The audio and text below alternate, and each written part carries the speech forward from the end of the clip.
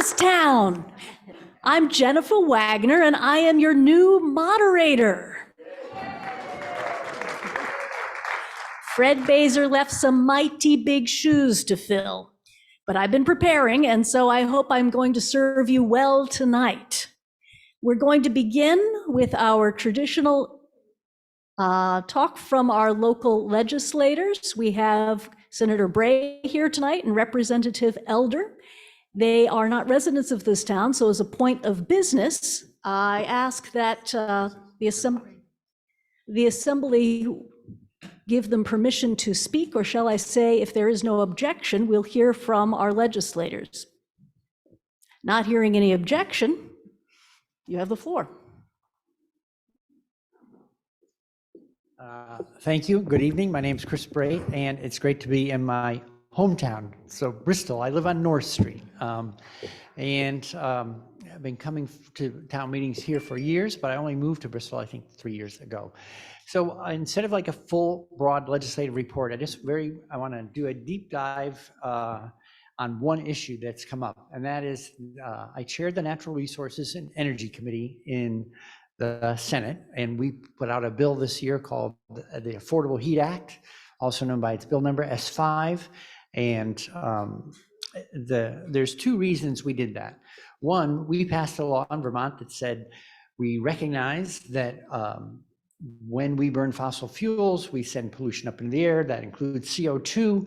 That is the primary driver. The simple physics of climate change is CO2 makes for climate change.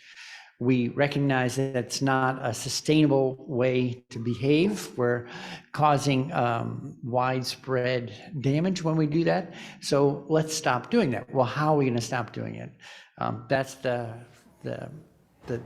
challenge that we face.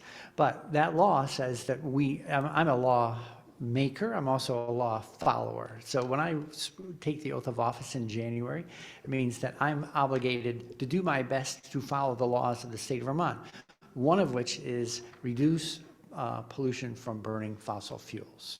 So we've made our best faith effort to do exactly that. The other thing is we are simultaneously facing, I'd say, a heating emergency. And what do I mean by that?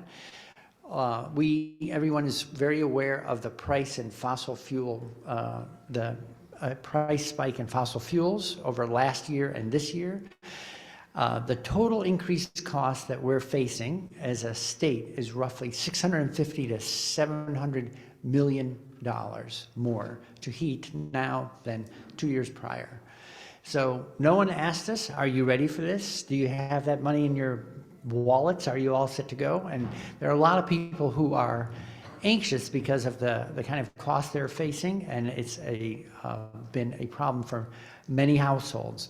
So between record high prices and a law that says we need to do something to reduce pollution, the Affordable Heat Act is our response as a legislature. In essence, it is a way to help fund over the long haul from here through 2050. So it is a gradual change over time to cleaner ways to heat our homes, as well as to reduce the amount of heat that we need. So reduce the amount of heat we need, that's through things we already know well, things like weatherization. Reduce the amount of fossil fuels we burn, that's through things like electrically powered cold climate heat pumps, heat pump hot water heaters, but it also includes wood stoves. It also includes solar hot water. There are about 12 different things that are all supported by the program. So we don't pick technology winners and losers. We know every household is an individual household. People will look at these programs for themselves and see which things make sense for them. So those programs are supported. They would begin in 2026.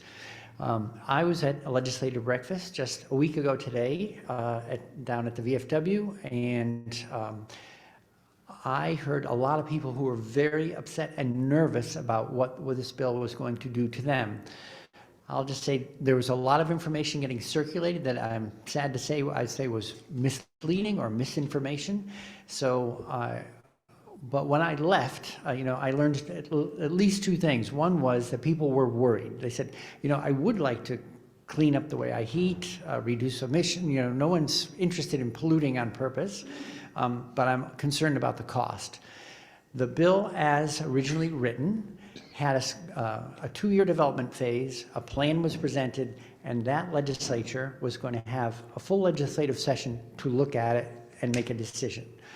People said, well, but it's a little bit on autopilot, isn't it? If you don't stop it, it will become law. And I said, that is correct. So when I went back to Montpelier after that meeting with so many people concerned, we changed the bill. So I heard concerns, I listened, and I went back and made the change. And that changes, that bill, that plan will now come to a full stop.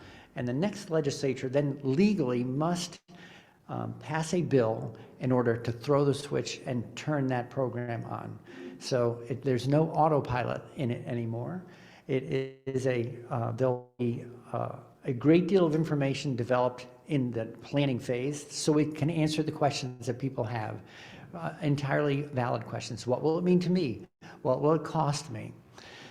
We'll be able to answer those questions. That next legislature will evaluate whether or not it makes sense to move forward. And again, it goes through a full vote, House, Senate, and off to the governor.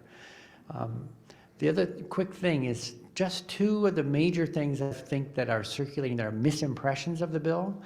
It doesn't, as customers, you're not required to participate at all. There is no requirement to participate. It's an opportunity to participate.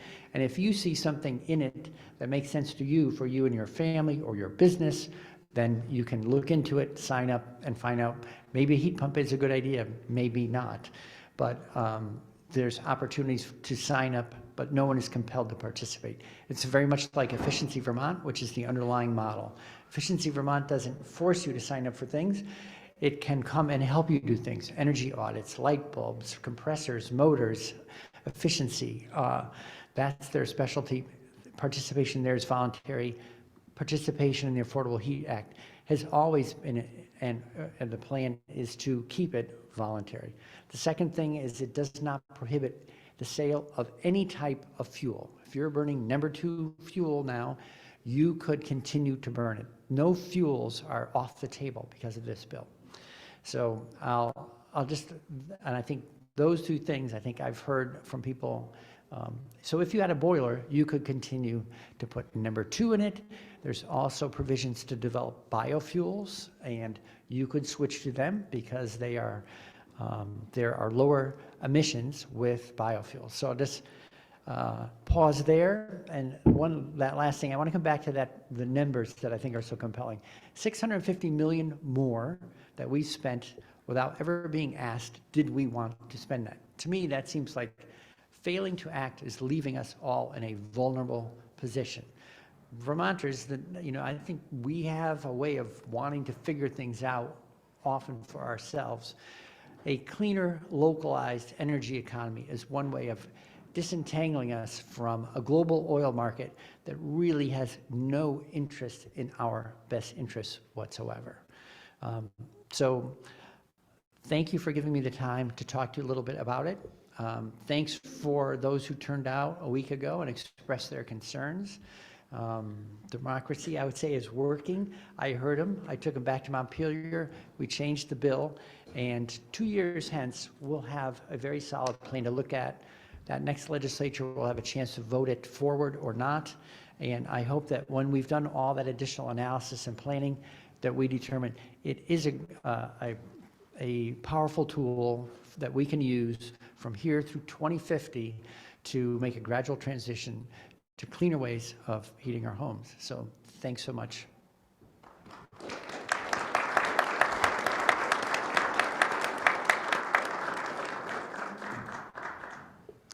Thanks, everyone. My name is Caleb Elder. I am one of the 2 representatives from this Addison 4 district with Bristol, Lincoln, Moncton, and Starksboro, along with Mari Cortez. I did bring kind of a 2 or 3 pager report, which I put back behind the cookies there next to the door, and happy to help you find that if you want to, but it's got just sort of some paragraph summations of some of the major legislation we're trying to move forward this session. Some highlights just from my own work. I am on a new committee this year, which is the House General and Housing Committee, which kind of is a lot of miscellaneous topics and then housing. and of course, housing is a major priority. And so that will, we did work on the family medical leave insurance bill in the first month of the session, which is very important to me. And I think some manner of family medical leave insurance to actually pay people while they're using their family medical leave that's guaranteed by the federal government, I think is going to happen, whether it's from the administration or from the bill that the legislature is advancing. But having done that, I think we'll be working on housing again, and the Senate has a really promising bill, which is, as so often is true in Montpelier, we see bills that are another go-around of something we've seen before, and this is a kind of example of a kind of grand bargain around development laws, right, and Act 250 exemptions for downtown areas, not to overgeneralize, but I think that's kind of one half of the bargain, and land use protections on the other hand.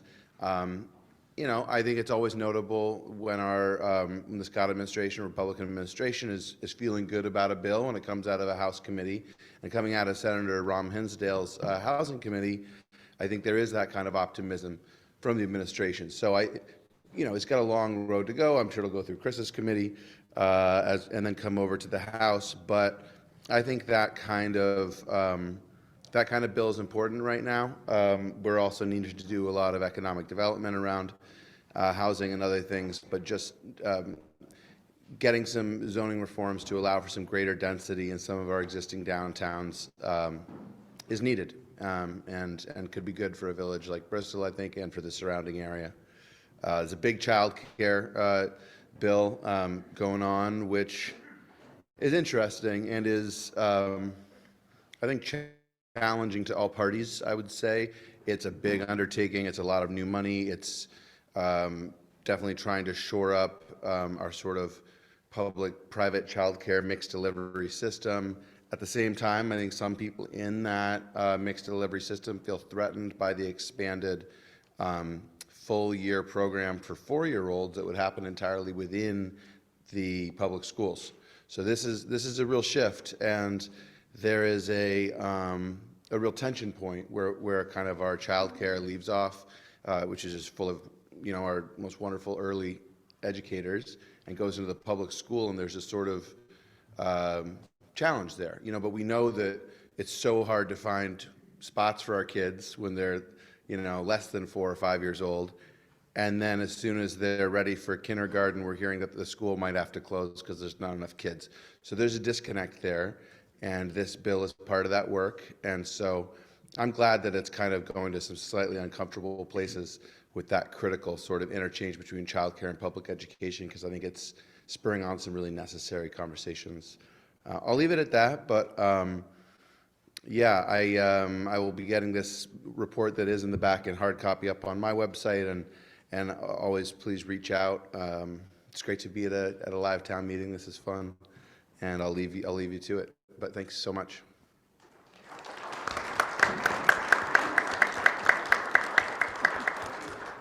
Thank you both for sharing that information. I echo the joy. It's great to be at a live town meeting. Those who came in late, please, there's seats up front. I know people hate to be up front. I promise not to pick on you. I'm Jennifer Wagner. For those who arrived late, I am your new town moderator.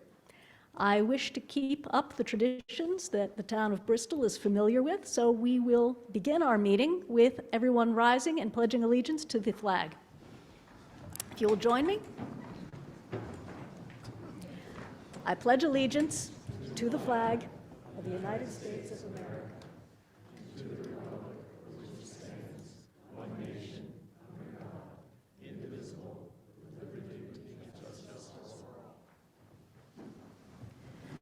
Thank you.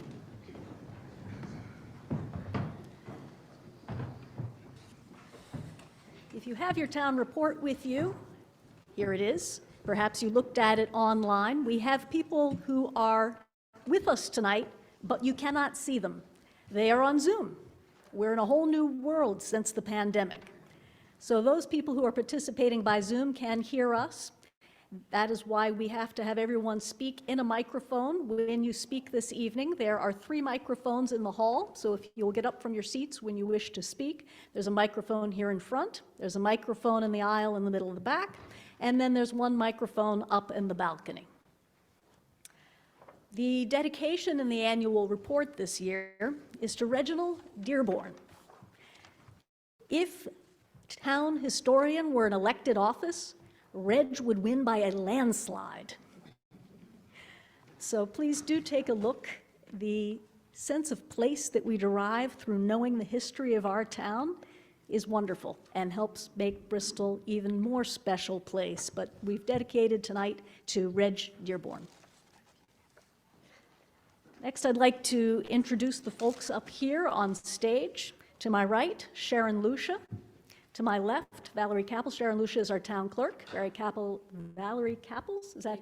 Caples is our town manager. Our select board chair is Ian Albison. Darla Senecal. Joel, thank you. Joel Bouvier. Oh, can you tell I'm nervous? Gee. And hold up your sign for me. I knew that one. Michelle Purley. And Anthony DeMonico, our treasurer. Thank you. We have the folks from Neat Television here tonight. Thank you, Cal and his son, Gus. We also have our sound operator being Sean this evening.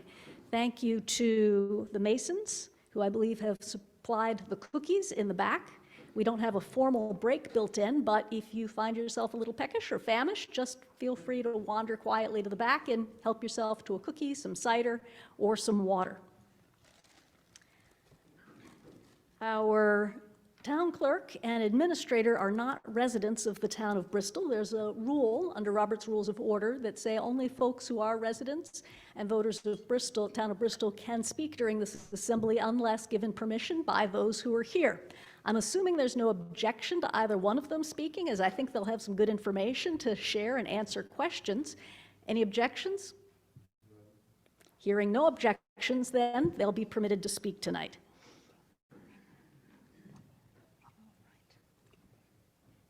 So I want to welcome both old community members and new community members here tonight, and also those folks who are just visiting. So anyone who's just visiting us tonight, could you please raise your hand up high and I'll wave to you? Any visitors? Okay. Just to you visitors, welcome. We're glad that you are here tonight, but I have to remind you that you are not eligible to participate in tonight's discussion or to vote tonight. This is your meeting. I am just a moderator. I am here to facilitate your will. We follow a set of rules called Robert's Rules of Order. For those of you who know them, this will be a little refresher. For those of you who haven't been to so many town meetings, this is just a little introduction to those rules. All motions and remarks and questions have to be addressed to me, the moderator, not to each other. When you wish to speak, please stand into the aisle, come up to a microphone, and then address everybody. When you speak, please state your first and last name before you speak. Sharon here is taking minutes, and so she needs to know who's speaking. If you are making a motion, please speak up your name. If you are moving the article or seconding the article, just please give us your full name so that we can get great minutes for tonight. We want to keep this discussion civil. I think Bristol is a role model of civility. I have always been impressed by everyone here in Bristol. We have incredible town discussions. There's a lot of passion. People take different points of view. We all care about our town. We all want what's best for our town, even if we have different points of view about how and what is best. So we make our remarks, again, towards the moderator. No personal attacks, no attacking the point of view of somebody who has spoken. I'm going to give everybody 10 minutes to speak. If you're up and speaking, a person may speak once, and I'm going to give everybody else a chance to speak before I recognize that person who's already spoken again. You have to be recognized by me, the moderator, in order to speak. So hold up your hand, stand up, I'll point to you. If you haven't been selected, sit back down and wait. You'll have another turn. We're only here tonight to take action on the articles that have been warned in the town report. We cannot take up any new business. If there's anything that you want to raise, bring to the attention of the Select Board. Article 24 allows you to raise new business. It cannot be voted on, but you may discuss it at that time. All right. When you want to make an amendment to one of the warned articles, be sure that that amendment is relevant to the article. So it's got to be germane to something that has already been raised. We can't start a new topic that voters weren't warned about, because those who read the town report and maybe decided, "Nah, I'm not going to come to town meeting tonight," they did so knowing what we were going to talk about. Therefore, we can't start talking about something new. Not fair. All right, so Robert's Rules of Order apply.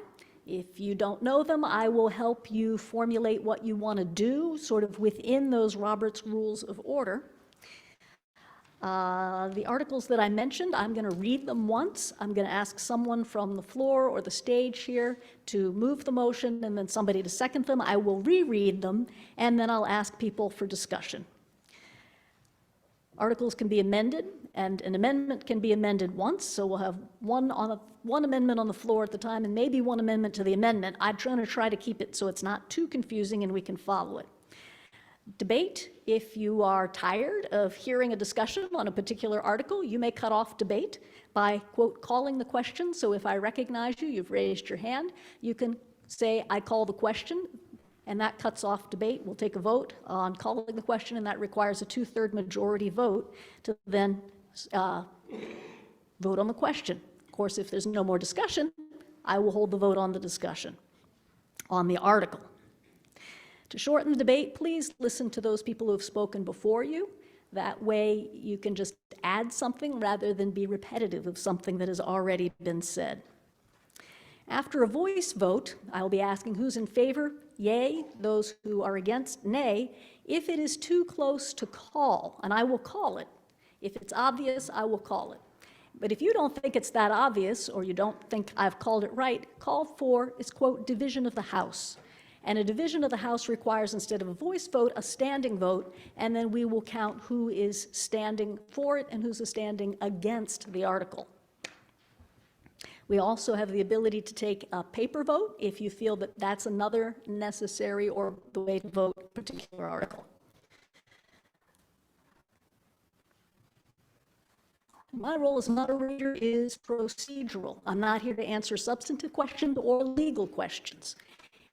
I'm going to make some decisions. You might not agree with them, and you can overrule me.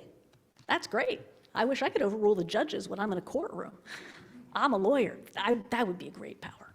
But you can overrule me, so you can challenge the moderator if you wish to, and I will have an opportunity to defend why I made a particular decision, and then open it up for discussion, and then you can vote, and you can overrule me. Because this is your meeting, ultimately. There are some state laws that we cannot overrule, but I'll try to guide you to make sure we're not overriding any state laws. And if you have a question about something I've done procedurally, you can call point of order. And a point of order will interrupt the debate. I see a hand. If you please come to the microphone. Kenneth Johnson, I would like to challenge the moderator to proceed to Article 1. Ah! Boy, I've already put the audience to sleep. Fine.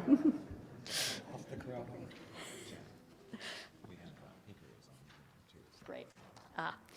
Thank you. Well, I'd reached the end of my list anyways. Also to list, I failed to observe that Select Board Member Peter Heffernan is also present. You cannot see him, but he is here on Zoom. People who are participating by Zoom, you can ask questions through the chat feature. It's being monitored by members of our Select Board who will bring your question to the floor. However, you cannot vote. All right, proceeding to the articles.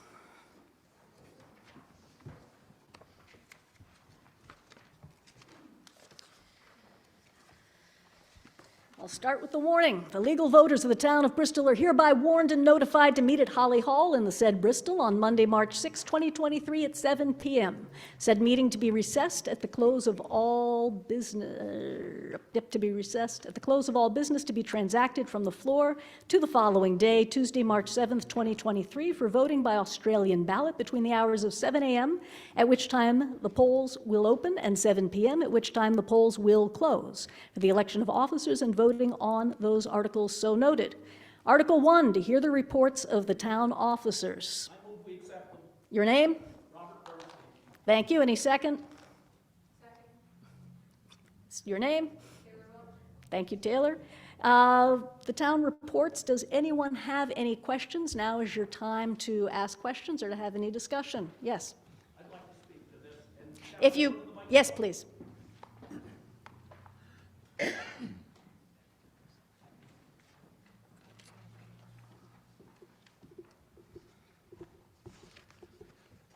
Thank you. A great Could American you please politician. repeat your name? My name is Robert Bernstein. Thank you. A great American politician is said to have pointed out that any discussion or meeting or debate, one must listen to not only what is being said, but also what is not being said. I have a few things to say about that. I think there's 4 or 5. And I have this to say in hopes that it helps our town. Thank you. In the town report, revolving loan fund, page 93, this is inadequate, the reporting for this public money, mentioning only the unloaned amount in the fund, not providing details on the outstanding loans, which should be required. The impetus for lack of reporting has been stated prior as a privacy issue, which has some merit.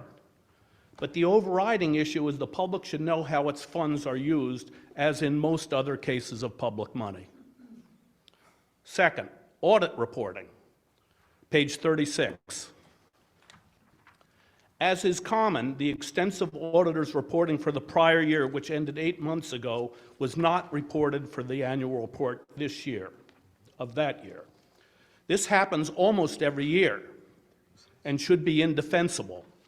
In essence, the annual report has no auditor's report, which is both improper and a duty not fulfilled.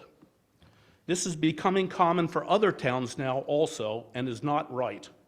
This is reported by the Select Board on page 53, but the report there seems to say that special conditions cause this to happen and that steps have been taken to ensure more timely and proper reporting. But since this has happened many times in the past, more commonly than not in recent years, it seems that this is at least possible, that despite the assurances this will happen again, we will see.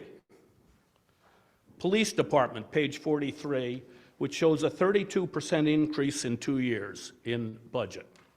A poorly attended separate meeting, which leads to a lack of discussion, aids these increases, and while this method of meeting is technically correct, this separate meeting is a disservice to interested constituents, some of whom might think a 32% increase is not warranted.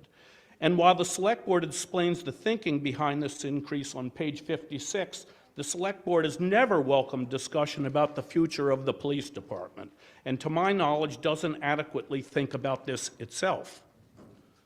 The policy of renting space for the police department offices, for example, has proved a long-term costly mistake.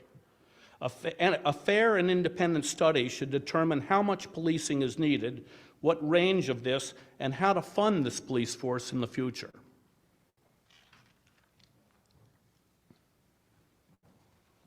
I forgot to write in this note that I made today one other issue. That is the overuse of the executive session in the Select Board meetings. The Select Board may think that they are following the legal precedents for this. I think they probably aren't and could be challenged, but in almost every Select Board meeting, there's now a warned executive session. This is not what the law was intended to cover, because it shows us not. It doesn't give proper warning if you warn it all the time. We then don't know what's going on. I think it's overused because Well, let me just leave it at that, since I'm not really prepared to make the argument. But let me say that I think it's challengeable what you're doing, and I think it's a disservice to the town to do so much of it, when it probably isn't necessary. One smaller and more personal note.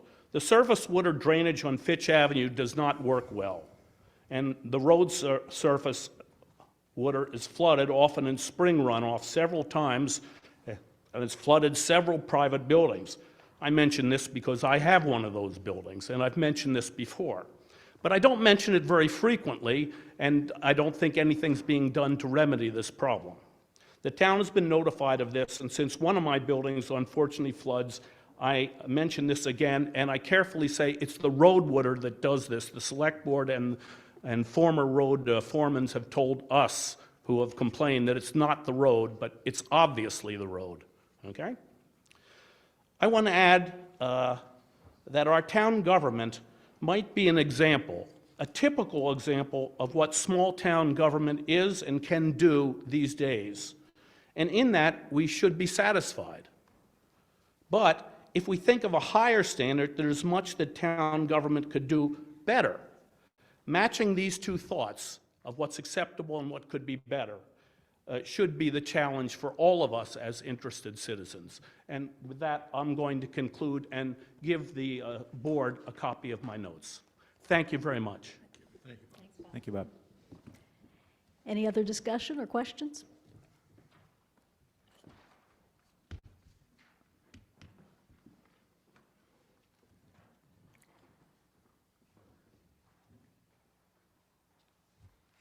All right, not hearing any.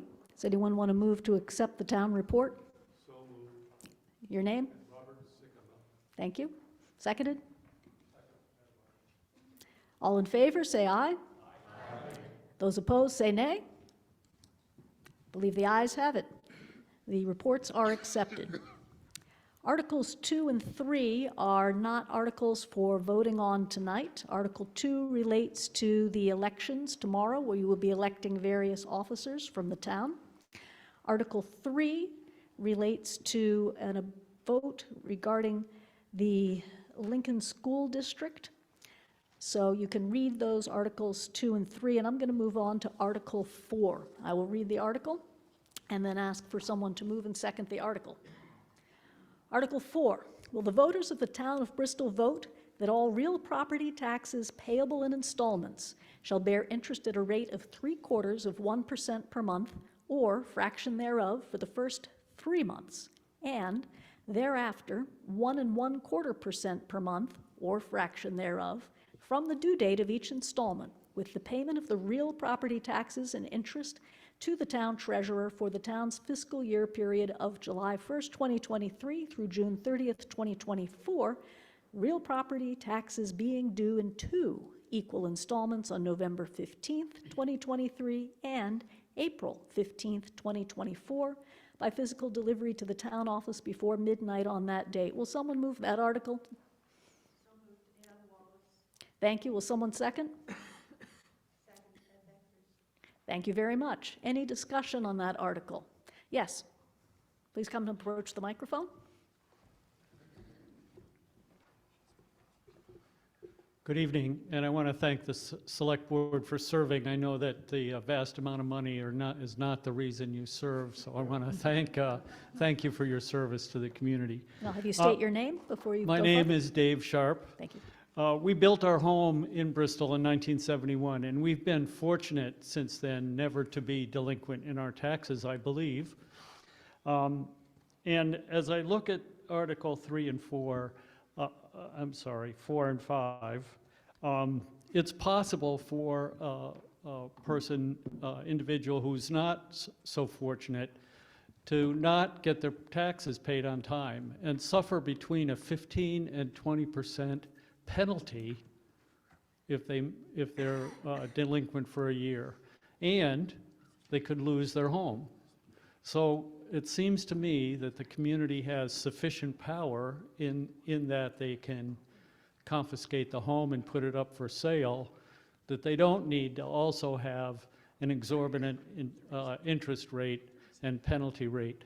So I would encourage voters, I would encourage the select board to put a different Article 3 up, and I would also like to speak on Article 4 because I think we should strike that altogether. Thank you. I'm sorry. I'm sorry, that's correct. 5. 4 should be changed. 5 should be defeated. Are you making an amendment, or are you just voicing your concerns? Oh, my goodness. I hadn't thought of amending it. I will sit down and maybe as discussion moves forward, I'll think of an amendment. Thank you. Any further discussion or response?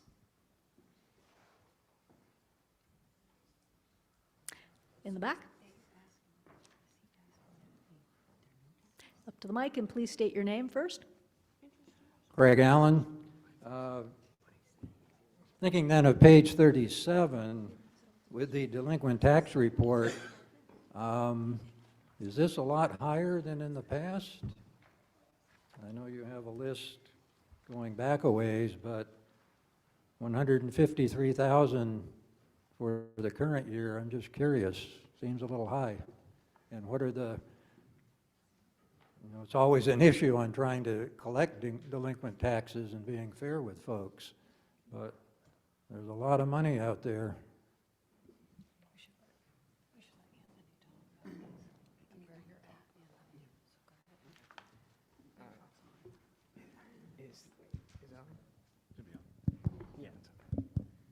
Hello, everyone.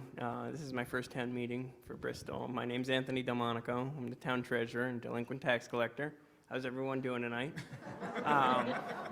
So just to speak a little bit about delinquent taxes, I've sort of switched a little bit prior methods of collection. Given the circumstances that we are presented with currently with the pandemic, and the continual financial strain of inflation, I've been working with individuals that have delinquent taxes to set up individual payment plans. In addition, I just want to bring to everyone's attention that with the American Rescue Plan funds the state of Vermont was given, they had distributed some to the Vermont Housing Financial Authority, and they have started a delinquent tax and delinquent utility fund, assistance, excuse me, that I actually really strongly believe in, because I believe this is an opportunity for those that have suffered through the pandemic, whether it's job loss or anything like that, to actually get pulled out of debt, so to speak. So if it is on page 37, in case anyone is curious, there is an excerpt at the bottom that explains how to apply. There is a phone number there as well as online.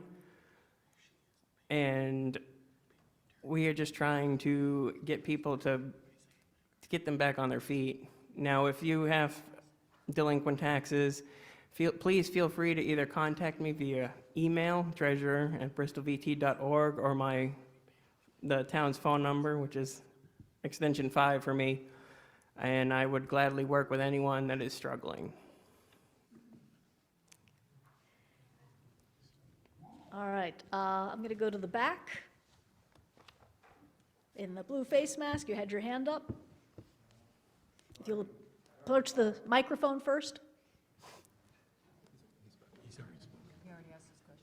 Oh, you're right. Yeah, I double dipped. My point of error, you did start. Yeah, no, I can sit down and let folks, but while I'm here, so I notice on 37 that there are only three asterisks for folks that have payment plans, and you have not answered the question of how, what is there, almost $300,000, $400,000 out here, and how does that relate to the past? And I understand the pandemic issues, and the state and whoever has been pushing the federal funds, which is an excellent program. I'm surprised folks aren't taking advantage of it, so that I don't see a lot of effort here. I just noticed that there is a typo. 2020, 2021 delinquent tax number $90,276.25. That is the most recent, that is April's payment for the previous year. So I'm hoping to see that number significantly decrease by the end of this coming year for the second April payment. Thank you. My apologies for the point of order by calling back the person who had just asked the question instead of asking someone else. It was the face mask. I couldn't recognize you. Mr. Bernstein. If you'll stand and approach the mic and then repeat your name for our records. Well, I have several things to say, and in general, I'm not in favor of changing this article by amendment or in the future either. We recently, within the last 10 years, reduced the rate of interest from 8% to 4%. We had a pretty good discussion back then. Thank you. And so that's recently been a movement in the direction that's been suggested, though not brought out as amendment.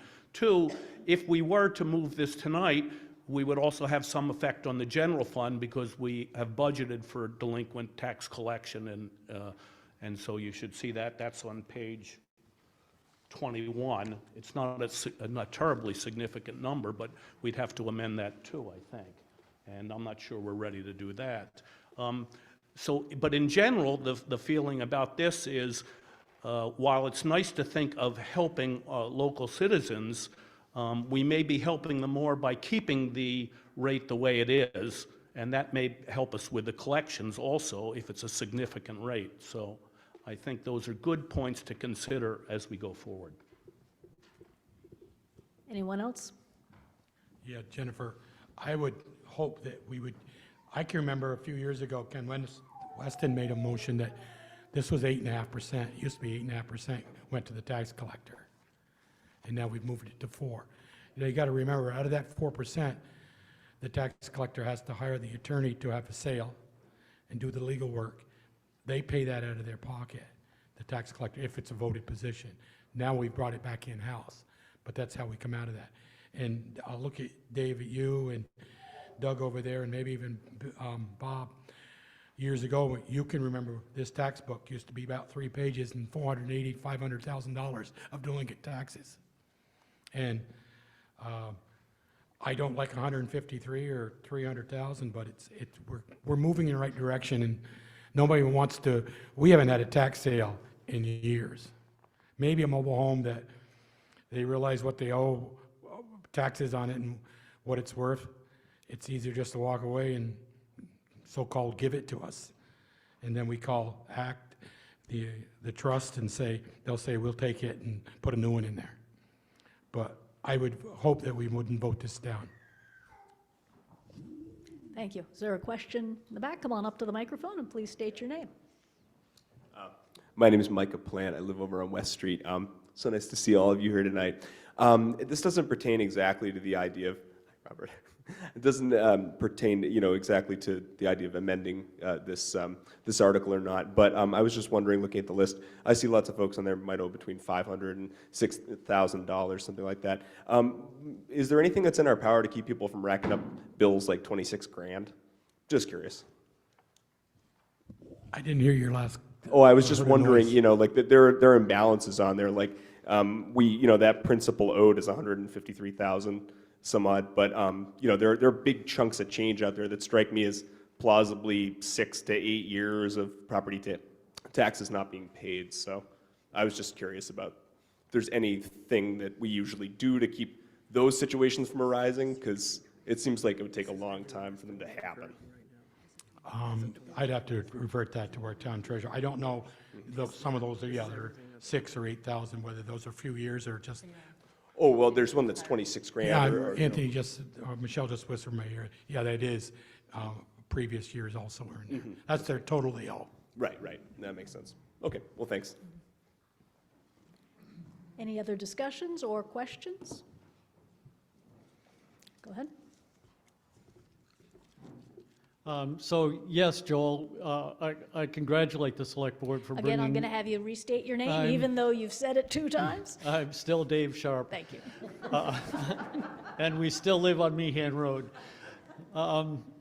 I think it was great to bring delinquent tax collection in-house, and it's one of the reasons that we were able to reduce the penalty from 8% to 4% some years ago.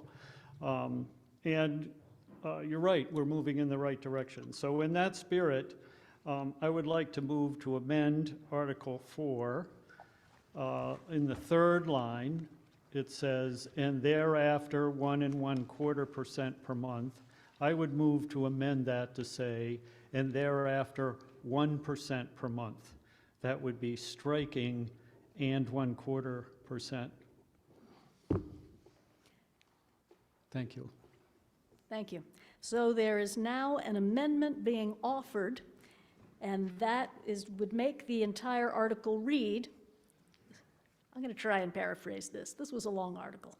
Will the voters of the town of Bristol vote that all real property taxes payable installments shall bear an interest at the rate of 0.75% per month or fraction thereof for the first 3 months, and thereafter 1% per month. Did I get that right? Yeah, you get it right. Okay. Thank you. 1% per month or fraction thereof for the due date of each installment.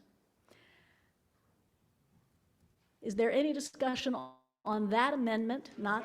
You need to have a second. Thank you for the point of order. And that was a second by Mr. Bernstein. Thank you.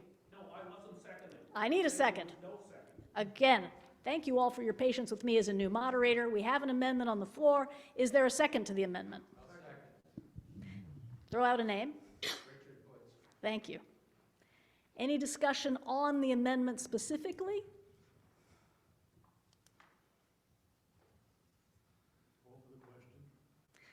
All right, there has been a call for the question. All in favor of calling the question and voting on the amendment only, say aye. Those opposed to voting on the amendment only, say nay. The ayes have it. We will now vote on the amendment. I will read the article with the amendment, then we will hold a vote on the amendment only. Will the voters of the town of Bristol vote that all real property taxes payable installments shall bear interest at a rate of 0.75% per month or fraction thereof for the first 3 months, and thereafter 1% per month or fraction thereof from the due date of each installment? All in favor of this amendment, please say aye. Aye. Those opposed, please say nay. Nay. I'm going to call for a division of the House myself. I'm going to read you the vote, and those who are in favor, stand. All in favor of this amendment, please stand and be counted. That's an easy one. That's an easy one. All right, that was easy. The nays just shouted really loud. Have a seat. The motion with the amendment passes, but now we're back to the main article. Is there any further discussion on the article itself or questions? I forget to look in the balcony, so please wave your hands wildly if you have something and approach the mic. Okay, hearing no further discussion or questions, anything up here from someone on the stage?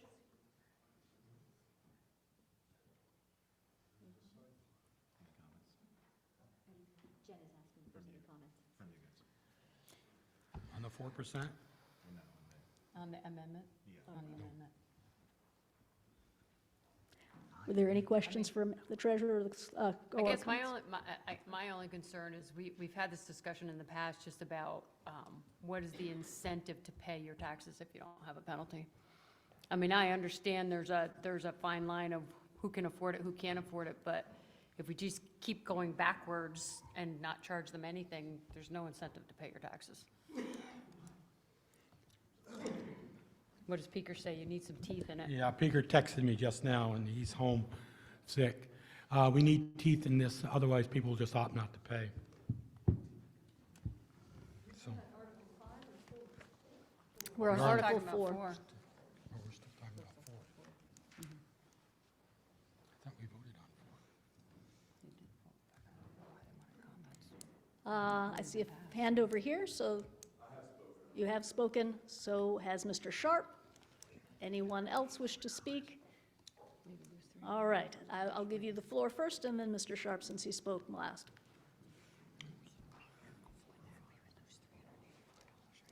Thanks so much. Micah Plant again. I guess that's what I was getting at before. It seems like whatever we can do to keep these situations from progressing to the point where people owe these huge balances, you know, because then we can go back and forth about what kind of percentage rate to pay. And I understand like the argument that, you know, people need incentives to pay their property taxes, but it strikes me that the proactive approach might, whatever we might be able to do to keep these big balances from developing in the first place might be a good way of attacking it as maybe as we go forward. Just a thought. Thank you. Anyone else wish to comment?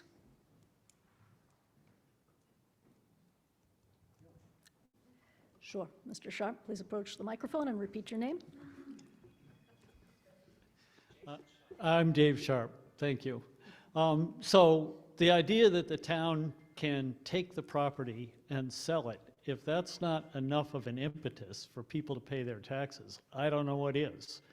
And to penalize those in our community who are least able to pay their taxes and maintain their homes and not become homeless, it seems to me that we ought to go as easy as we can.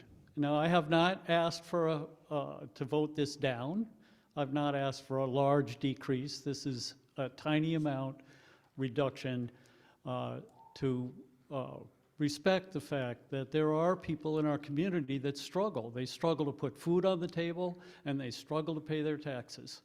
And this is an awful lot, nearly between 15 and 20% a year to have to pay if they're not able to pay their taxes on time.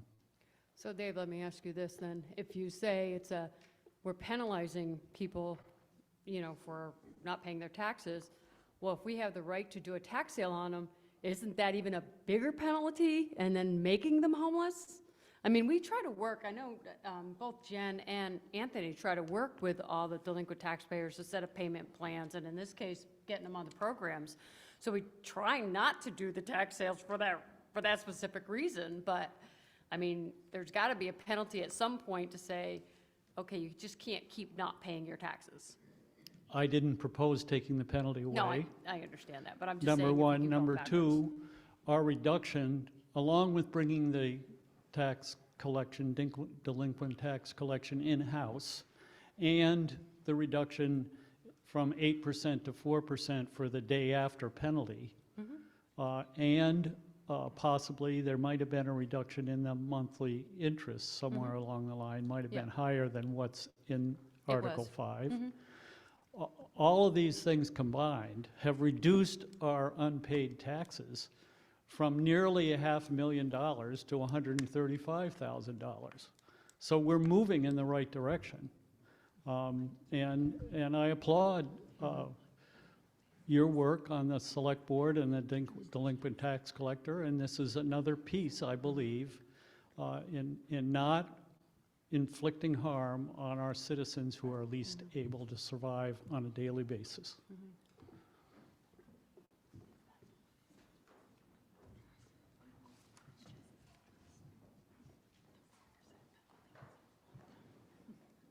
Thank you.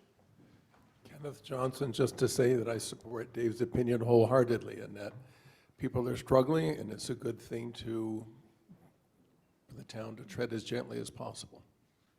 Thank you. Any more comments or discussion?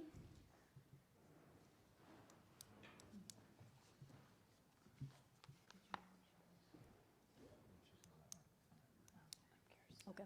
All right, I'm going to go ahead and read Article 4 and hold a vote.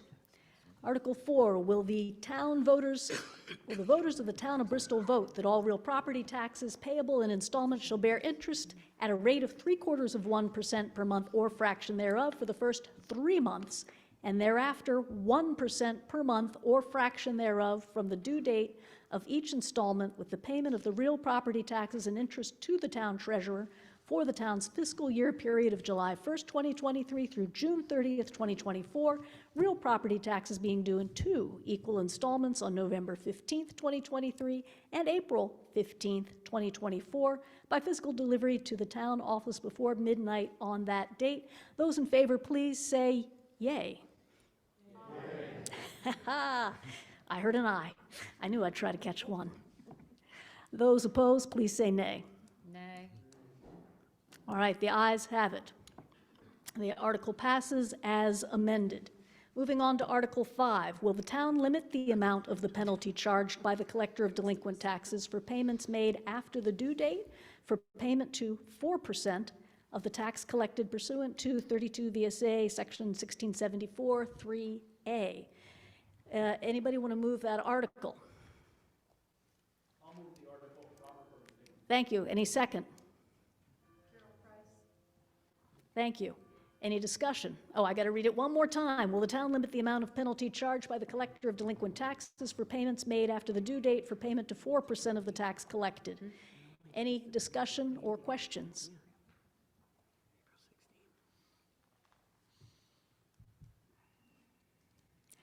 Not hearing any, I will go forward and move this for vote. Article 5, will the town limit the amount of the penalty charged by the collector of delinquent taxes for payments made after the due date for payment to 4% of the tax collected pursuant to 32 VSA Section 1674 and so on? All in favor, please say aye. Aye. Opposed, nay? The ayes have it. Article 5 passes. Moving on to Article 6. Will the voters adopt the proposed 2023-2024 fiscal year general fund operating budget in the amount of $1,113,885, subject to modification by actions on the subsequent articles, with $923,306 to be raised by taxes through a tax rate set by the Select Board on the 2023 grand list sufficient to raise $923,306? Will someone move this article, please? Thank you. Will someone second it? Thank you very much. Will the voters adopt the proposed fiscal year generating operating budget in the amount of $1,113,885, subject to modification by actions on subsequent articles, with $923,306 to be raised by taxes through a tax rate by the Select Board on the 2023 grand list, sufficient to raise that amount? Any questions or discussion on that?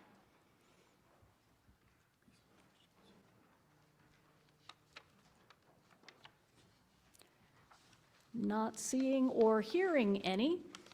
I think the rules make me read it again. If anybody wants to put a point of order up and not make me read this thing so many times, I would be happy. But I'm going to read it again. Article 6, will the voters adopt the proposed 2023-24 fiscal year general fund operating budget in the amount of $1,113,885, subject to modification by actions on the subsequent articles, with $923,306 to be raised by taxes through a tax rate set by the Select Board on the 2023 grand list, sufficient to raise $923,306. Those in favor say aye. Aye. Opposed, please say nay. Seems the ayes have it. The ayes have it. Article 6 is passed.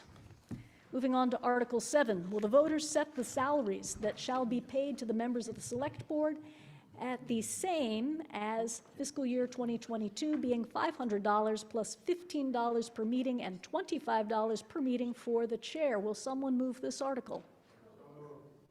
Oh, we've got a lot of people over here. Ms. Tom Pollock, second. Would you like that honor? All right, John Moyers, second. So, will the voters set the salaries that be paid to the members of the Select Board, same as fiscal year 2022, being $500 plus $15 per meeting and $25 per meeting for the chair? Any discussion or questions on that?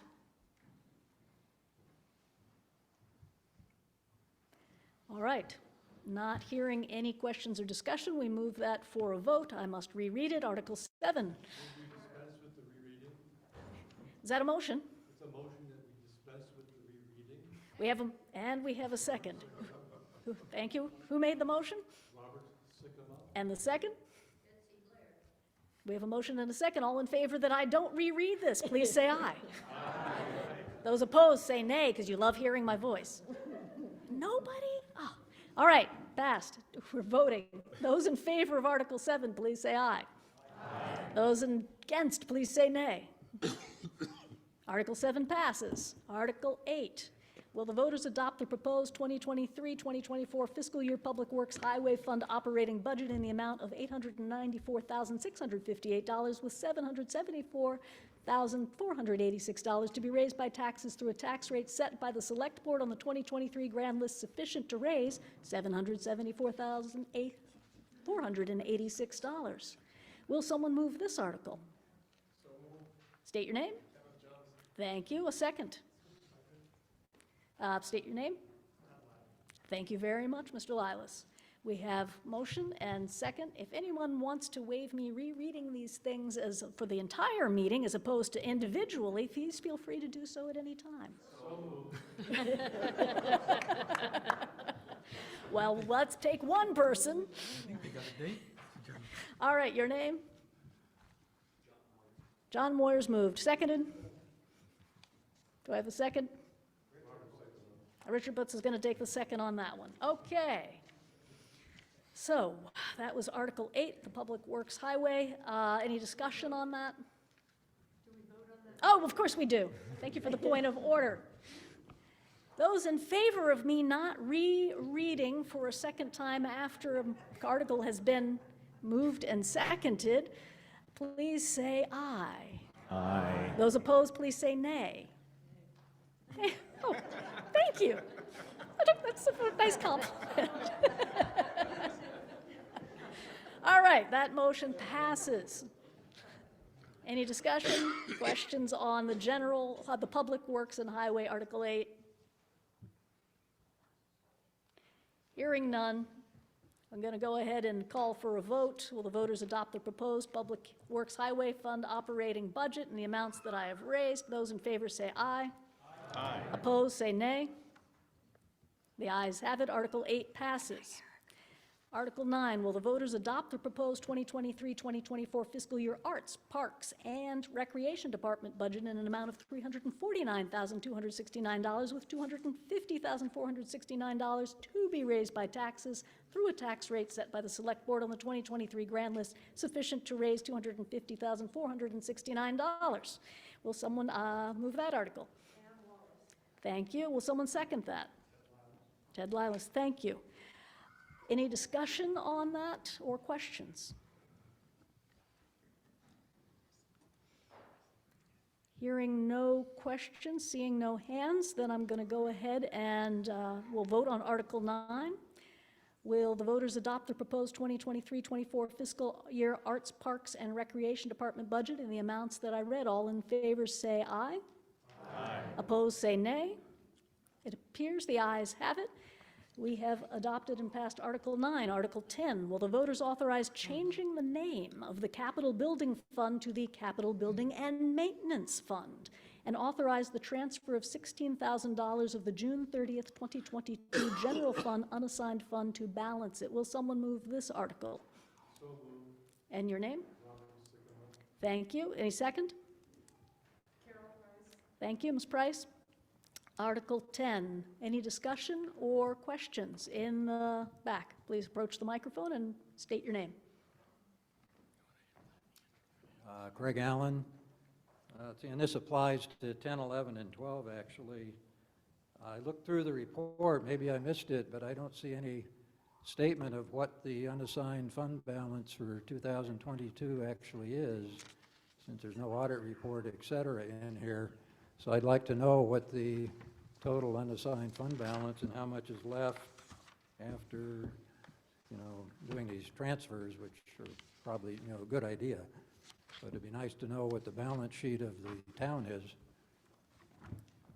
We're, because of the lack of audit for 2022, we currently don't have the 2022 number, but we are working from the 2021 number. Anthony, I don't know if you have specifics of what that was. The amount that we came out to be... I'm sorry, we can't hear you. yeah, Could you sorry. please get closer to the microphone?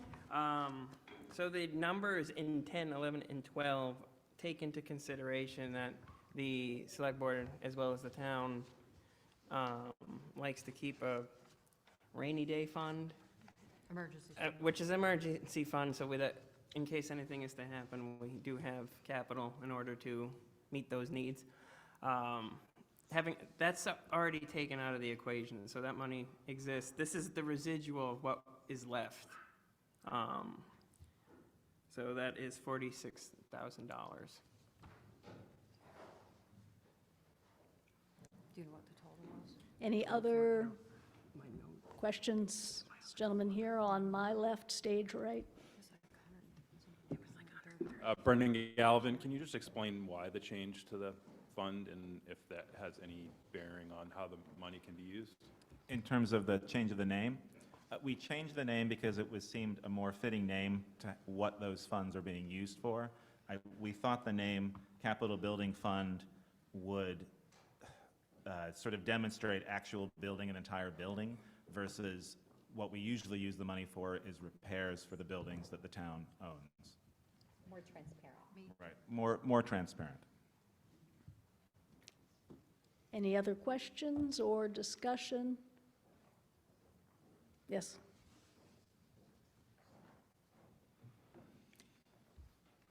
Craig Allen again. I guess I'm curious, without the 2022 audit, then how do you really know that you have those funds in the unassigned fund balance for this article? I mean, I know you sort of assume you do, but you're saying you do, and you're stating you don't have the evidence to support it. That's because we're using the unassigned fund balance for 2021 as an estimation.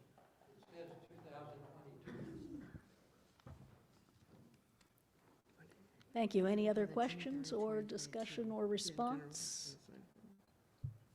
And you're saying you're using 2021. All right, we will vote on Article 10. Did you have some comment, question? I haven't called the vote yet, so you may approach. Okay. Repeat your My name. name's Sarah Stott, and yeah, I think, so could we say that this is a typo then?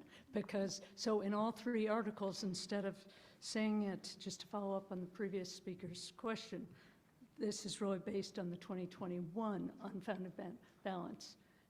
Yes. So, That is correct. That's correct. I mean, so you would, I would say technically, the money from 2021 carries over to 2022, which is why we use 2022. The reality is that the actual amount, we don't know the actual amount, but it's probably higher than what we have budgeted for here. We didn't want to use speculative numbers in terms of what we had in those unassigned funds, and so we used 2021, but we classify it as 2022, but we don't know the full amount of what 2022 is. So perhaps when we vote, we could amend this to say 2021, because that's actually Sure. what we're doing. I don't know if it's really 2020, it's based on 2021, but Right. the funds just continue to go over. You know, it's not 2021 fund and they're there and no longer. They do transfer over to 2022. Okay, that's Does that correct. make sense? Yep, it does. are you making an amendment or just? we'll vote? I'm fine with leaving it as it is, because it's Okay. really about 22 numbers, but you're basing it on 21 numbers. Right. Yep, thanks. Right. Okay. Thank you. Mr. Bernstein, please approach the microphone and repeat your name. Yes, thank you. Robert Bernstein. Well, you may think that we can do this, but as Michelle has just said, these funds carry over. There could be a negative fund balance at this point, as far as we know. And as far as you know, you think that's not going to be the case, but it could easily be so. There have been negative fund balances in the past. They're usually made up the year after. So proposing that we take something that we don't really know that we have does not seem to be a good way to proceed. No, that we do know that we have about, it was about $135,000 from the 2021 fund balance, unassigned fund balance. And that's all we are basing our number on. We keep our emergency fund in there, so there's money in there that we use as an emergency fund, and this was the excess beyond that emergency fund. Well, thank you, but I think I understood you to say that it carries over. So if you had 146 and then you had a negative 146 the next year, you wouldn't have it. No, because we wouldn't, the budget is based on the current year. I mean, we don't put that money back into our budget.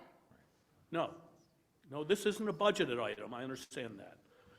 I'm saying that my understanding is these fund balances carry over, they're showed in the audit, we try to keep them to a minimum, a positive minimum, but we don't know what they are, and since it carries over from 21, we don't know what 22 is, we don't know that we have the money. That's what I think is the case. I'm unconvinced otherwise. And I guess therefore I'll vote against these things. Let me just add that I think you're trying to do a good job with this, but I just think that at least as far as I understand, we don't know if their money is there. We don't know the number for the 2022 unassigned fund balance. We know the amount for the 2021 unassigned balance. And that's to say we don't know the audited number. Right, we don't know the audited number. We know what our books tell us. I'm not sure we can pick you up on the microphone, Darla. Can you lean forward? What I was saying is we don't know the audited number. We know what our books tell us. So there's an independent auditor that comes to look over all of our records. So that's the number that we're not 100%, that we don't have at this time. But we know if we knew that we were in a negative for some reason, we wouldn't have asked this question of you. Well, and we right, and we wouldn't have, if we knew what the 2022 number was, these requests might be higher. Yes, please come on up to a microphone and state your name.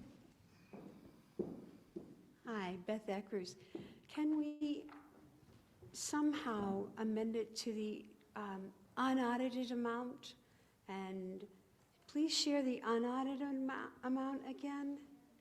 What's the unaudited amount that you feel you have to pull these fundings from, so that we're clear on maybe a number or a close number? What do you have in your bank? What do you have in your account? I'd just like to say, as personally as I'm financially conservative with estimates in regards to using unaudited numbers. So we're only trying to use what is verified through a third party.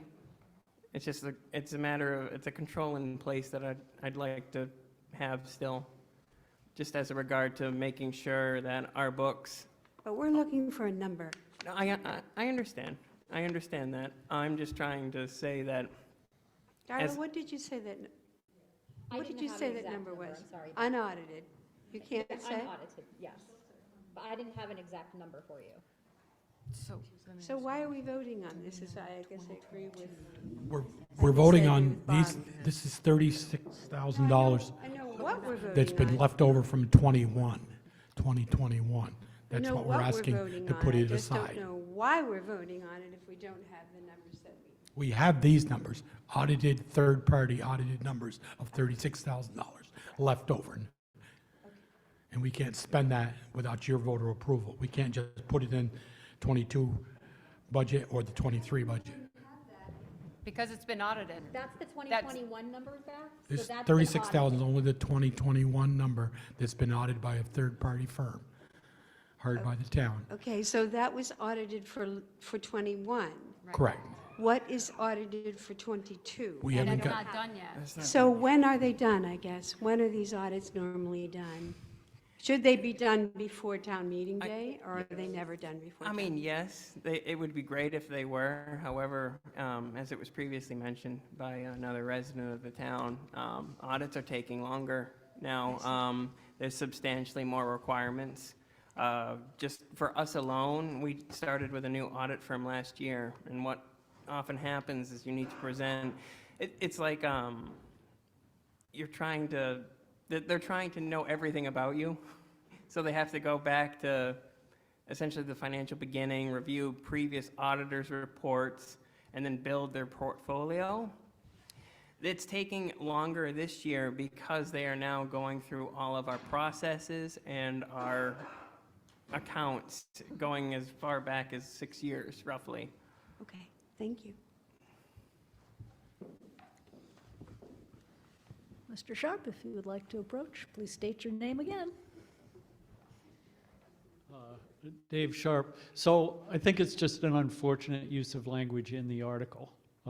If it had been stated something like using audited 21 funds, then it would be clearer for everybody. I think it's clear to me that you have the funds and this is an appropriate use of them, and we should move on with the vote. So clean up the language for next year. Thank you. Noted. Yes, please come up, and you're going to take to the microphone because there's on Zoom. And you get out of your seat. I know, it's inconvenient. And state your name. Ann Wallace, I just want to call the question. Oh, you're right, you didn't have to. All right, the question has been called. Those in favor of calling the question, that ends debate on this and brings us to a vote next. Those in favor of calling the question, say aye. Aye. Opposed, nay. The ayes have it. We will now vote on Article 10. Will the voters authorize changing the name of the Capital Building Fund to the Capital Building and Maintenance Fund and authorize the transfer of $16,000 of the June 30th, 2022 General Fund unassigned fund balance to it? Those in favor say aye. Aye. Opposed, nay. Nay. It appears that the ayes have it. The article has passed. Article 11. Will the voters authorize the transfer of $10,000 from the June 30th, 2022 General Fund unassigned balance to the Capital Technology Fund? Will someone move this article? Thank you. Seconded? Thank you. Any discussion or questions? Mr. Allen, if you'll take the microphone, repeat your name. Craig Allen. I'm in favor of the articles. I just want perhaps the public to understand that without the audit, I've been a CFO for over 20 years with nonprofits, and sometimes the audits find some odd items and you could end up, I mean, I don't think it will happen, but you can end up suddenly with a loss when you did not expect it. I've seen that in other organizations. I've read their financial statements and I've saved an outfit from going into bankruptcy because they weren't reading their financial statements internally. So that I don't obviously think that's the case here, but it's a little disingenuous to say we had the monies from 2021 and we know we got it for 2022 because again the audit rules change and so on and so forth, so that again it's perhaps a wording issue, but please understand that things can change very quickly. Thank you, Ms. Gaples. Thank you. Can you hear me? Okay. I just want to add a comment that this article and these particular articles are asking voters to authorize that transfer. It's not requiring it or mandating it. And as the 2022 audit progresses, and if for some peculiar reason it is found that there is some irregularity, then the funds wouldn't get transferred. But quite likely we won't have that experience, and when we get when the 2022 audit is completed and it's verified that the funds are there, then this vote and subsequent votes would authorize those transfers to be made. Yes, you have a question there. Please approach the microphone and state your name. Brendan Galvin, can you just talk to when the audit is expected to be completed and what are you planning on publishing the results of that and redoing the town plan, or how can people know about what the audited figures are? Thanks. I guess, Gavin, we were hoping it'd be done by December or January. We keep asking Anthony, and he goes, I keep calling, and they said it's not ready yet. Did he give you any? The last part of it is when you do get the audited numbers, do we have to wait till the next year's town report to know those, or they be planned to be published? No, they will be published on the website. Yeah. And all past audits are available on the town website and are available in the town offices. Mr. Bernstein? Stein? Which one is it? Yes, you. Yes, yes. Thank you, Bernstein. Robert Bernstein. Well, thank you, Valerie, for the explanation. With that explanation, I'll be voting for this article. Any other discussion or questions? So I will say, this transfer is an addition to the number on Article 13, which is 7,000 for the technology fund, which is usually the amount that we put in. I asked for this addition and for the unassigned funds to be used to work on the town's information technology sort of structure and try to make improvements to the town website and various other things to do with technology. So that's why this particular addition using these funds is in here. Any other response, comment, or discussion on Article 11? Okay, we will then vote on it. Article 11, will the voters authorize the transfer of $10,000 from the June 30th, 2022 General Fund Unassigned Fund Balance to the Capital Technology Fund? Those in favor say aye. Aye. Opposed, nay. The ayes have it. Article 11 passes. Article 12, will the voters authorize the transfer of $10,000 from the June 30th, 2022 General Fund Unassigned Fund Balance to the Cemetery Fund? Will someone please move Article 12? Thank you, Mr. Lyles. Seconded, Ms. Wallace? Yes, thank you. So discussion, questions, or comments on Article 12? Ms. Wallace, please approach the microphone, unless you're calling the vote, in which case you can sit there. Just curious about. And I'll have you repeat your name just because I I'm said sorry. it. That didn't make it. Ann Wallace. Thanks. Just curious about the cemetery fund and why, I mean, Ian, you just filled us in on why the technology, which is the question I would have asked first had I thought of it. So I'd love to hear about, somebody talk about the cemetery fund. And this was actually started by a former select board member, and I thought it was a good piece of legislation that he started. Was we've got about 5 cemeteries in town that the town owns, and they're not the big ones down here below the hill or the Mount St. Joseph's over on the corner of Burpee and Plank. It's the one up by Hardscrabble Road and some on Mountain East Fields that are original settlers of Bristol that have now, they don't even use them anymore, but they're responsible of the town. And so Ken Weston wanted to start a cemetery fund. We agreed with him, and we started it. And actually, we're going to reach into that fund, and we hopefully this fund. The cemetery up on Hardscrabble Road took some pretty good damage during the December storm. A lot of trees down, and we're working with our tree warden. It's been giving us some advice on should be taking all the big stuff down up there. And we're going to be taking that down before we can get on the fields, before the crops go in, and take the trees down. And then we're going to put a fence around that cemetery, or at least in the front of it. That's what this fund support. Above and you guys vote in your general fund budget just to mow them, the 5 cemeteries that we own. Doesn't cover this big stuff, and that's what this will do. And fixing those stones too. And fixing the stones, we want to fix some stones up there also. Thank you. Any other questions or discussion on Article 12? Not seeing any, we will vote. Will the voters authorize the transfer of $10,000 from the June 30th, 2022 General Fund Unassigned Fund Balance to the Cemetery Fund? Those in favor say aye. Aye. Opposed say nay.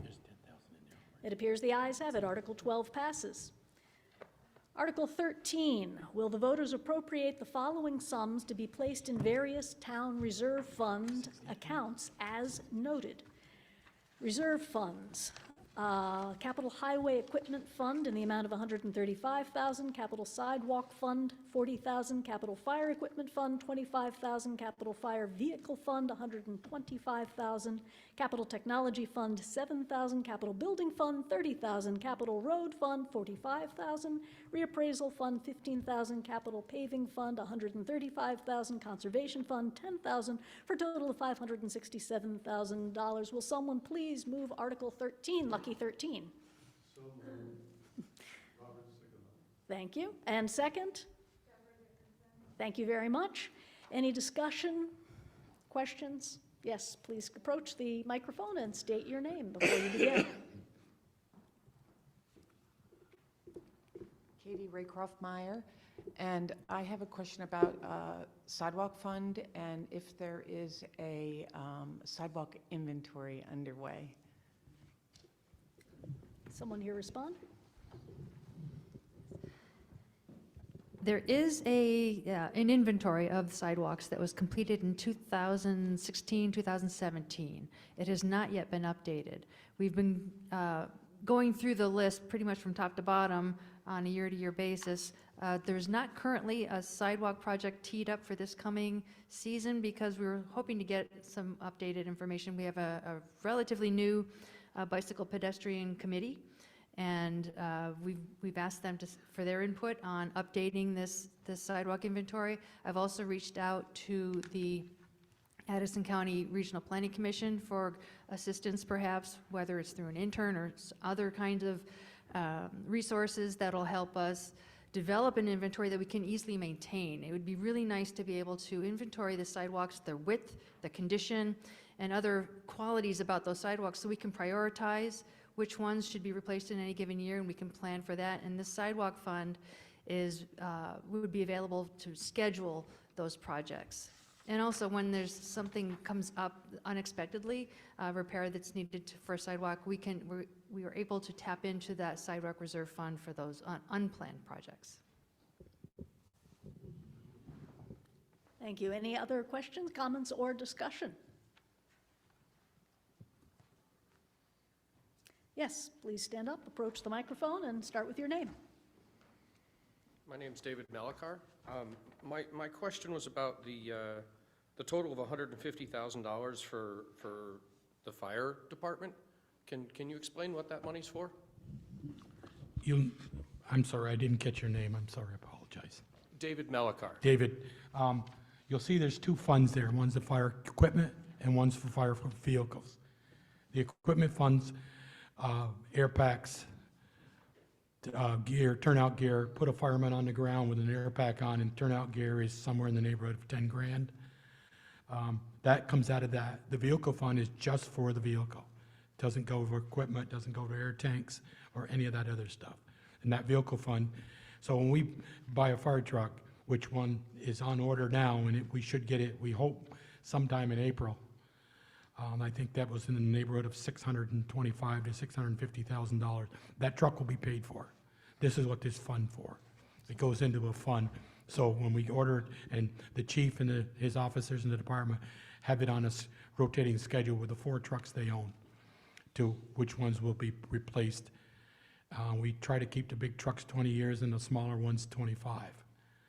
And so, but that's the goal of the budget. So we don't have to bond for a fire truck. I can remember days we'd order a fire truck, we'd have 10 cents in the budget, and we'd bond for one, and we'd be paying for it for a long time. So that's what that is for. It's a long answer, but I got it. Any other comments, questions, or discussion on Article 13?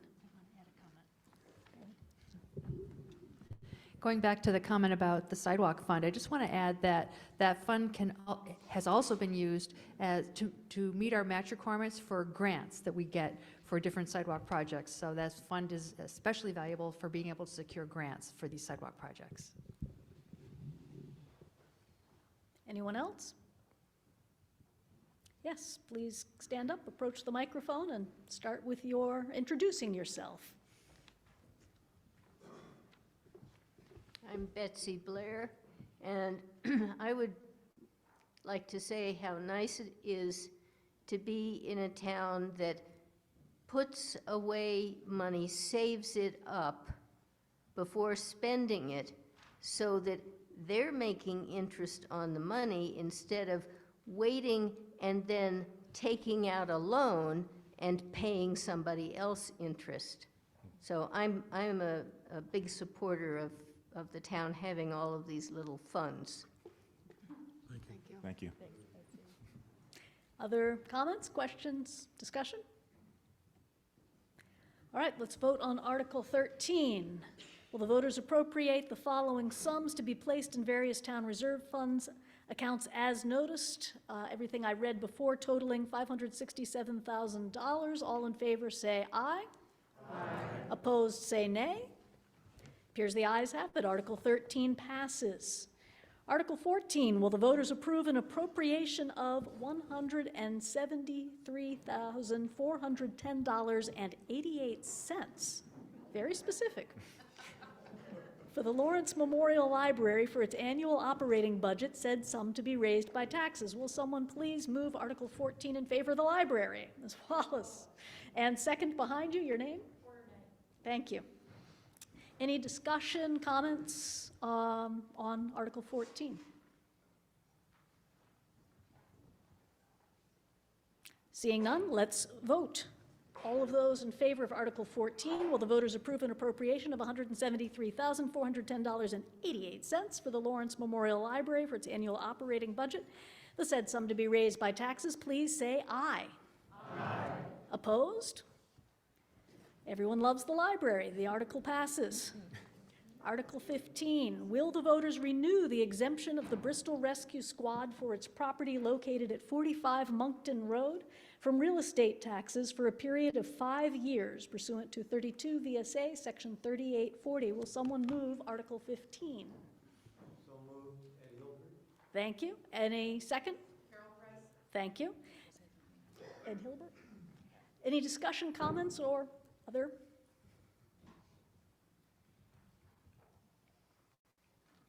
Not hearing any. Let's vote on Article 15. Will the voters renew the exemption of the Bristol Rescue Squad for its property located at 45 Moncton Road from real estate taxes for a period of 5 years? All in favor say aye. Aye. Opposed say nay. The ayes have it. Article 15 passes. Moving on. Article 16. Will the voters appropriate the following sums in support of the Bristol-based organizations listed below, with said amounts level funded or lowered from the prior year pursuant to 24 VSA Section 2691? I'll read the organization and then the amount. Bristol Cemetery Association Incorporated, $29,000. Bristol Corps, $10,000. Bristol Family Center, $4,000. Bristol Historical Society, $2,500. Bristol Little League Baseball and Softball, $2,000. Bristol Recreation Club, $15,000. Bristol Rescue Squad, $13,500. Bristol Town Band, go band, I play trumpet, $1,200. Okay, that was inappropriate. Northeast Addison Television, $3,500 for a total of $80,700. Will someone please move Article 16? Thank you. Second? Second. Thank you very much. The first person who moved it, we need the name for the record again? Russ Kruger. Thank you very much. Did you catch that? Thank you. All right, any discussion, comments, otherwise?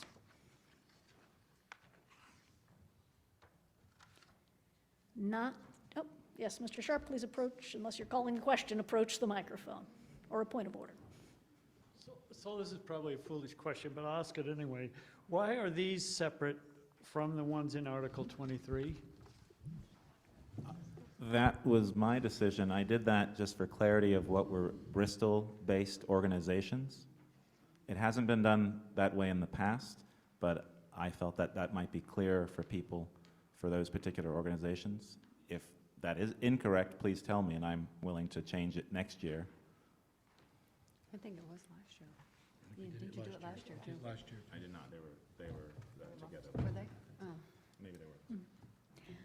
Any other questions, discussion? All right, let's vote on Article 16. Will voters appropriate the following sums in support of the Bristol-based organizations listed below, with said amounts level funded or lowered from the prior year? All of the organizations and amounts I read before totaling $80,700. Those in favor say aye. Aye. Opposed say nay. The ayes have it. Article 16 passes. Article 17, will the voters appropriate $8,500 to the Bristol 4th of July Committee to organize the parade and events on the town green? Will someone please move Article 17? All right, who was the second? Thank you very much. Discussion, questions, or comments on Article 17?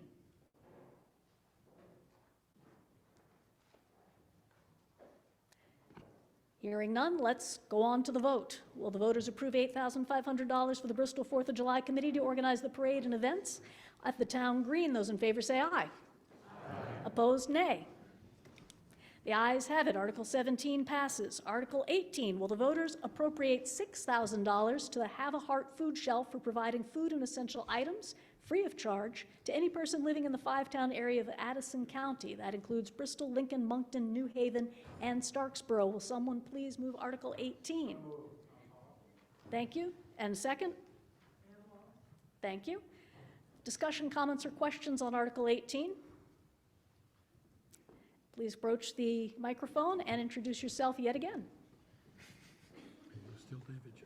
Dave Sharp. So my understanding, and correct me please if I'm wrong, is that Articles 17 through 22 are worded the way they are because they're either new or increased amounts over the ones that are in Article 16 and Article 23, which are carryover. They're the same amounts as they were last year. That is correct. Thank you. 17 through 22 are, or 23 are an increase or a new article.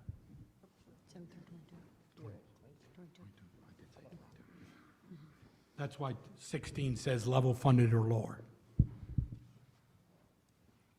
Any other questions, comments, or discussion on Article 18?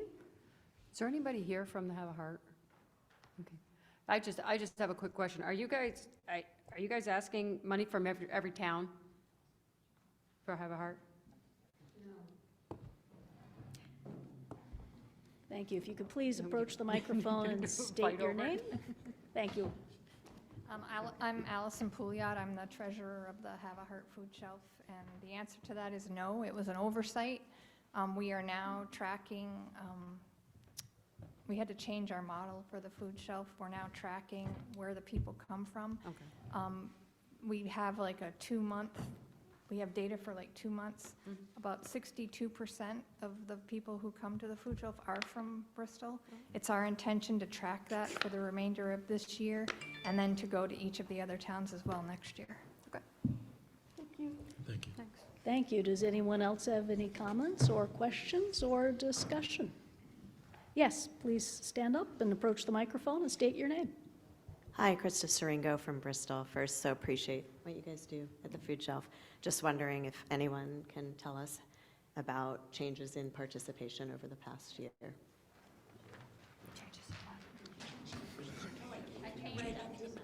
I'm Allison Pouliot again. I came armed with data. So we have data from pre-pandemic and then post-pandemic. For 2021, I'm just going to take I'm going to take January and February, just the most recent data that we have. So January of 21, we served, take my glasses off so I can see, 53 families, 114 individuals. January of 2022, 78 families, 185 individuals. And January of 2023, 93 families, 294 individuals. So our attendance at food shelf distributions has more than doubled since the pandemic. Thank you. Yes, Ms. Seringo, please stand up and repeat your name. Hi, Krista Seringo again. Thanks for that. I just think it's important for us to recognize that in light of all the other spending we're approving, that folks are really struggling. Thank you. Any other comments or questions? Seeing none, let's vote on Article 18. Will the voters appropriate $6,000 to the Have a Heart Food Shelf for providing food and essential items free of charge to any person living in the five-town area of Addison County? All in favor, say aye. Aye. Opposed, nay. The ayes have it. Article 18 passes. Article 19, will the voters appropriate $750 to the Addison Allies Network Incorporated for migrant farm workers living in Addison County? Will anyone move this article for consideration? Name? Thank you very much. Second? Thank you very much. Any discussion, comments, or questions on Article 19?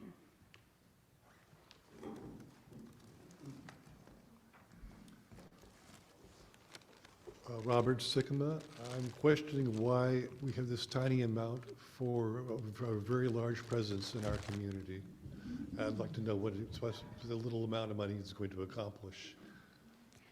Thank you. Is anybody here from the Addison Allies Network or knows some might be able to answer? I am Carol Price.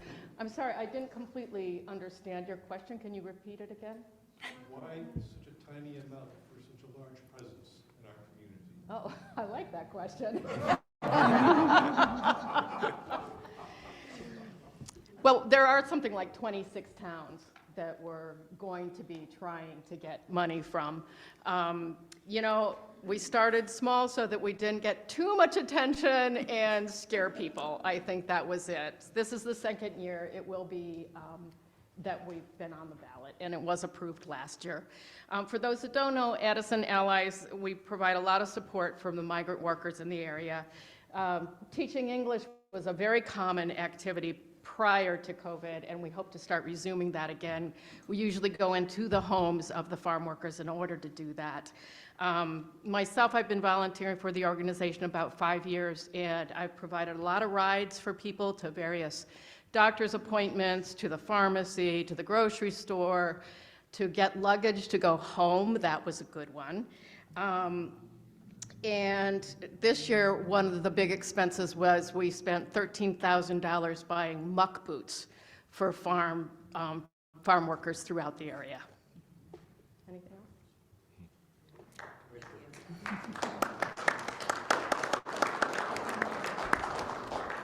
Any other questions, comment, or discussion? Seeing none, let's vote. Article 19, will the voters appropriate $750,000?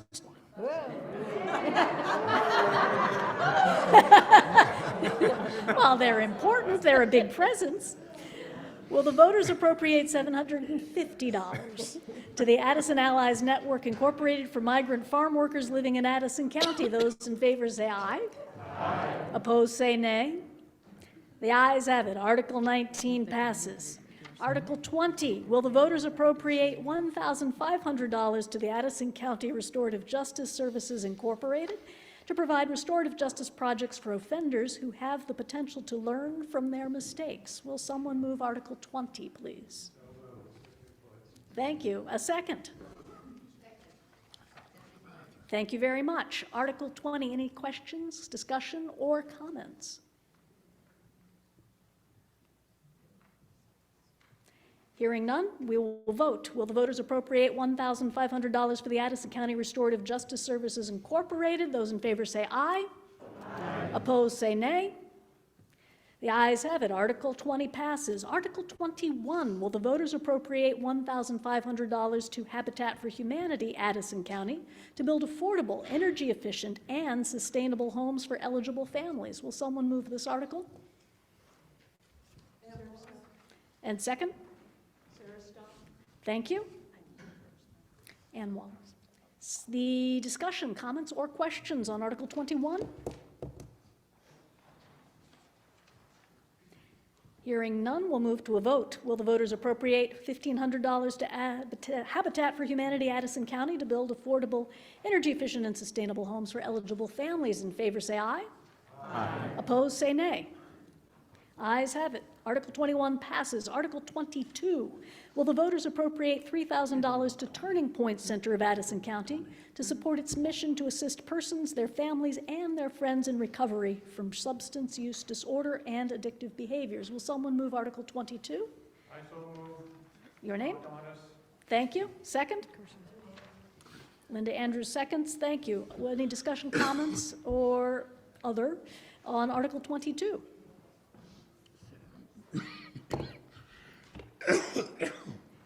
Not hearing any, we'll move to a vote. Will the voters appropriate $3,000 to the Turning Point Center of Addison County? Those in favor say aye. Aye. Opposed say nay. Article 22 passes. The ayes have it. Article 23, will the voters appropriate the following sums in support of the organizations listed below with the with the said amounts level funded or lowered from the prior year pursuant to 24 VSA Section 2691. Organization, I will read first, followed by the amount. Organization, Addison County Home Health and Hospice, $4,700. Addison County Parent Child Center, $4,800. Addison County Readers Incorporated, $2,000. Addison County River Watch Collective, $300. Age Well, $2,700. Counseling Service of Addison County, $3,875. Elderly Services, $2,200. Homeward Bound, $1,000. Hope, $3,250. John W. Graham Housing and Services, $1,400. Open Door Clinic, $1,000. RSVP and Green Mountain Foster Grandparent Program, $750. Tri-Valley Transit, $11,306. Vermont Adult Learning, $1,650. And Women's Safe, $3,500, for a total of $44,431. Will someone move Article 23? Ann Wallace moves. Is there a second? All right, we have a second. Did you catch the second? Can you say your name louder for Sharon? Ted. Ted. Ted Lilas. Thank you very much. Any questions, comment, or discussion on any of the organizations or anything about Article 23?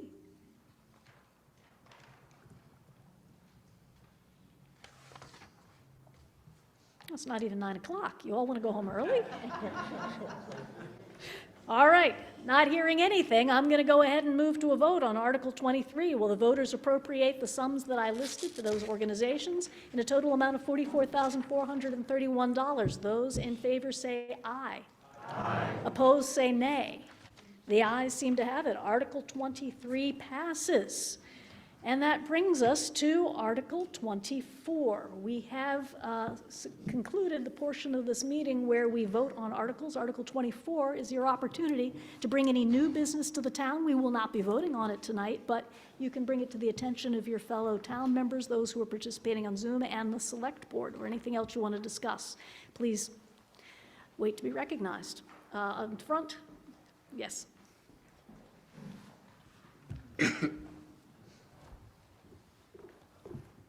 Katie Raycroft-Meyer. I would like to make a pitch for participation in Addison County Regional Planning Commission members.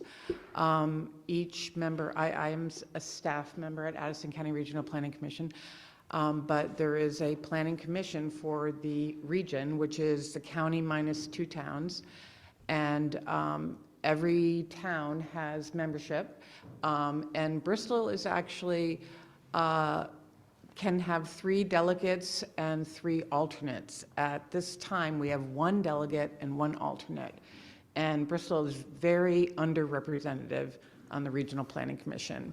And I think that's a shame, because there are a lot of really good opportunities, and just outreach, just knowledge, there's a lot of resources that we can share, a lot of information, and also just, being with your neighboring towns and learning from other communities. As everybody knows, there's a lot of money in the state, and people are trying to figure out how to spend it, and there's a lot of possibilities there. So I would like to see my neighbors on the commission. So, whoops. Come join us, not me. Thank you, Katie. Thank you. Thank you, Katie. Mr. Bernstein.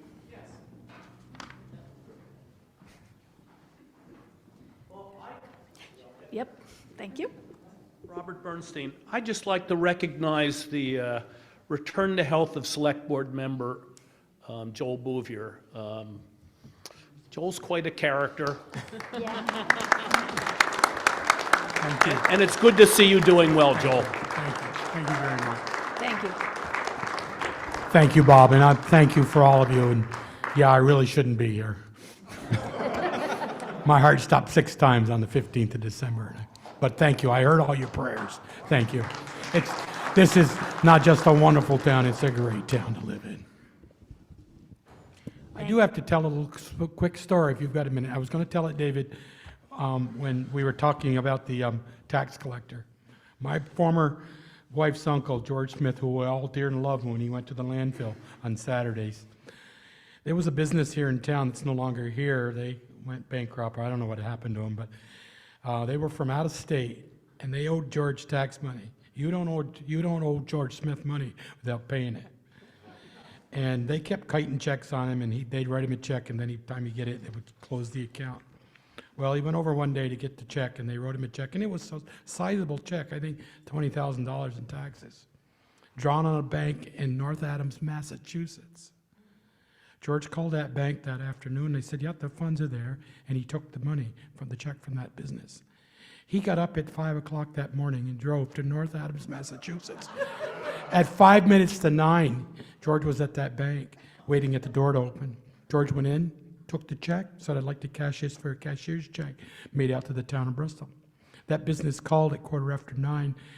They wanted to close that account or transfer that money, and they go, sorry, that gentleman's already been here and cashed that check. Is that dedication or what? God rest your soul, George. Anything else? Anybody David, wish- he got that 4% for that. He got 8 then. He got 8 then, yes. Yes, Mr. Bernstein, anyone? Go ahead. We're going to tell stories here now, Robert. Story time, we're going to tell stories here. Well, George Smith was delinquent tax collector, and I forgot to send, I think we were doing it only once a year for the tax at that time, and it was 8%. And I realized the day after taxes that I hadn't paid. George hadn't done anything yet, so I called him up, and I said, George, I forgot. I'm bringing it right over. He said, no, you're not. I said, George, you're going to charge me $100 for being a day late. And he said, yes, I am, and that'll help you remember. That's your incentive. And he was right. That's your incentive. Any other delinquent tax stories? My goodie. We do have a comment from the chat. William Turner says, please open the town offices on Fridays again. Townspeople should have the ability to conduct business in person on Fridays. We have personnel there. The doors should be open. My work schedule is off Friday and Saturday, so getting to the offices Monday through Thursday is hard. Thank you. Any other comments or discussion?